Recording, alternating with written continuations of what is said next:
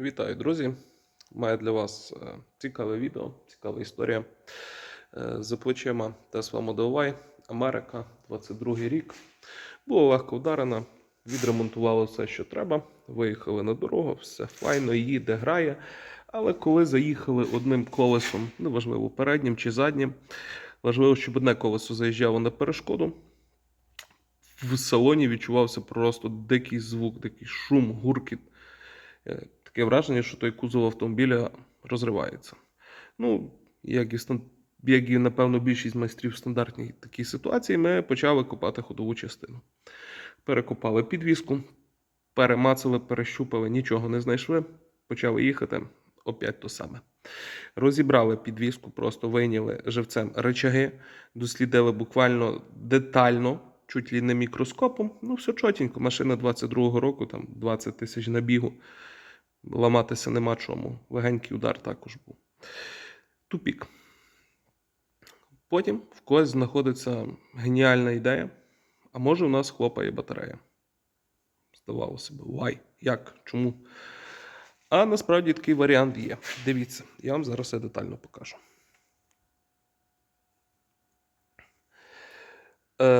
Батарея інтегрована в кузов, по суті, є його силовим каркасом.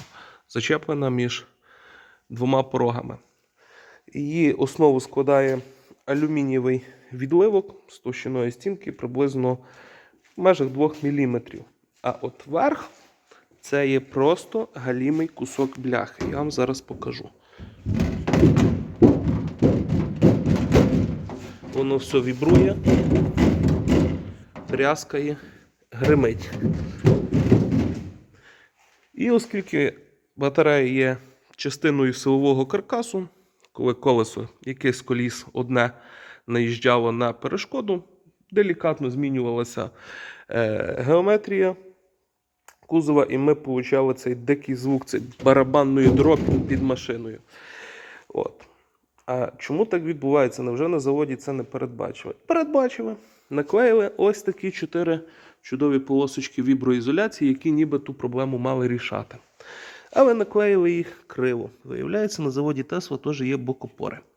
Тут ми маємо направляючу стрілочку, яка вказувала би лінію, по якій має бути наклеєна ленточка віброізоляції, якщо її так можна назвати. Але бачимо, що та ленточка є на пару сантиметрів криво зміщена. Ну і загалом вона наклеєна, як кажуть в простонароді, як бик настяв. Всі інші більш-менш в нормі. Ми запаслися шумоізоляцією. У нас її близько 12 квадратних метрів. Задача набрати таку висоту, як має ця полосочка віброізоляції, і повністю корпус батареї і верхню кришку приперти до підлоги. І я впевнений, що проблема вирішиться і більше такого звуку не повториться. А якщо ви стикнулися з такою ситуацією, що десь гупає під підлогою, аж віддає в ноги і незрозуміло де, то майте на увазі один із варіантів – це є батарея, а точніше її кришка. Ось така історія, малята. 2000 years later. Вітаю, друзі! Невеличкий апдейтик. Майже 24 година. І роботи по обезшумленню батареї завершені. Зараз я вам покажу, що я там наробив. І так, ми створили такий 3-верствовий сендвіч. Першою та другою варствою виступив віброфільтр бітумний з фольгованою поверхнею, а на нього вже був наклеєний універсальний шумопоглинаючий мат на бітумній основі, але вже з тканинною поверхнею. Саме ця тканинна поверхня у нас прижметься до кузова. Ми вийшли на необхідну висоту, чуть-чуть менше сантиметра нам потрібно було назбирати того всього добра.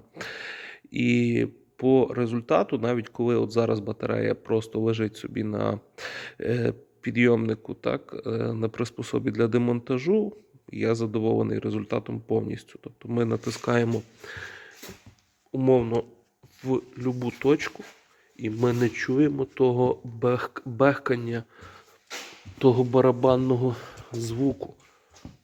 Все, тут тишина. Коли воно зажметься до кузова, я думаю, що проблема буде вирішена.